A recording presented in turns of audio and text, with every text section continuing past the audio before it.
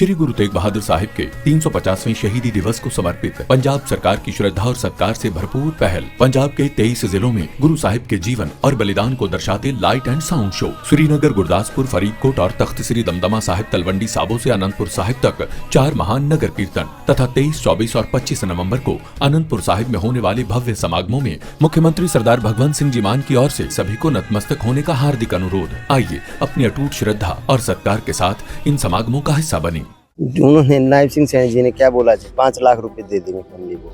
जी, हम 50 लाख रुपए दे देंगे जी, उसके लड़के को लटका दो इधर, रुपया नहीं चाहिए हमको, बच्चों की फैसिलिटी चाहिए जी, बस होगी ना जी कि मार पाछा पुकार किसी से, बताओ तो कत्ल किया जी, ये तो सरियाम सरकार ने बच्चे। इस समय वही है जहां पर जो मंगलवार को हादसा हुआ था, जहां पर हार्दिक राठी जो बास्केट की यहां पर प्रैक्टिस करने के लिए करीब 10:30 बजे पहुंचा था और जब वो प्रैक्टिस कर रहा था तो उसी दौरान इस पोल पे जो उसने हाथ लगाया दूसरी बार, तो ये पूरा 750 किलो का जो ये लोहे का जर्जर हुआ पोल उसकी छाती पर जा गिरता है और जो पास खिलाड़ी थे उन्होंने उसको यहाँ से पीजीआई रोहतक भिजवाया, जहाँ से उसकी इलाज के दौरान मौत हो गई। तो सरकार की जो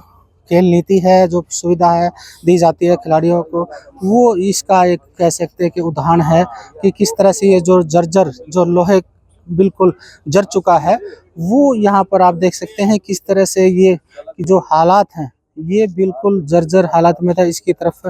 ध्यान नहीं दिया गया क्योंकि ये 15 साल पहले यहाँ पर ये बनाया गया था। जो रोहतक लोकसभा सांसद हैं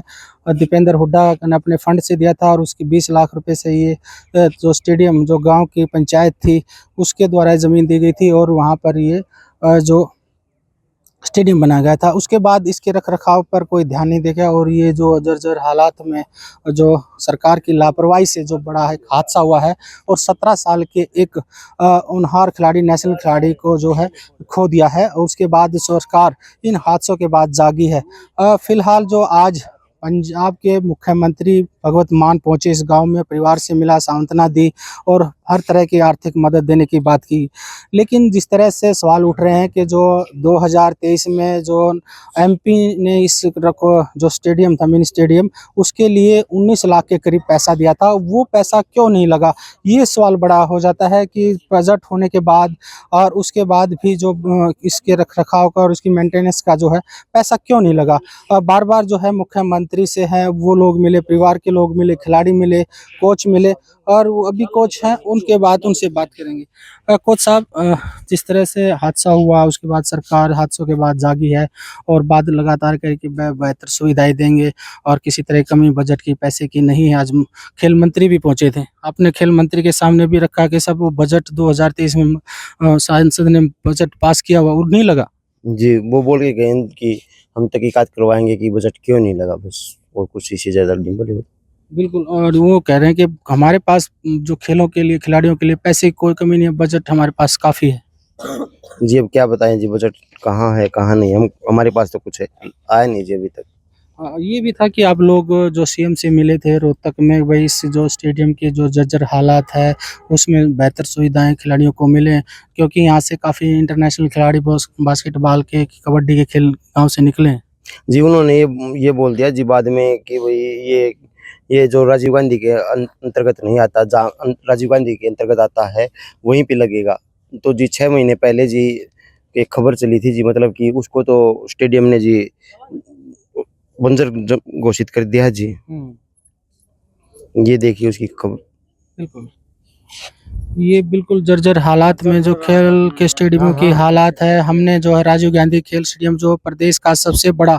जो खेल स्टेडियम है वहाँ पर काफ़ी करोड़ों की लागत से जो तैयार की गई थी और उसके बाद जो आप ये जो तस्वीरें भी दिखा रहे हैं कि हर जो गांव देहात में जो स्टेडियम है उनकी रखरखाव न होने के कारण जो है वो आज जो जर्जर हालत में और इस तरह के हादसे हो रहे हैं। एक हादसा रोहतक में हुआ है, दूसरा हादसा बहादुरगढ़ में हुआ। तमाम जाँच के आदेशों की बात सरकार द्वारा की जाती है। परिवार की तरफ से जो आर्थिक मदद 5 लाख सरकार के मुख्यमंत्री नायब सिंह सैनी ने की है और कहा है कि इस मामले में तमाम जो स्टेडियम है उनकी जांच के आदेश दे दिए हैं, उनमें सुख सुविधाएं इस तरह की जो क्या-क्या है तमाम उनकी रिपोर्ट मांगी गई है। क्या इस जो मुख्यमंत्री द्वारा जो अभी कार्रवाई की बात की जा रही है या सरकार को आर्थिक मदद की बात की जा रही है खिलाड़ियों को, उसको लेकर संतुष्ट हैं?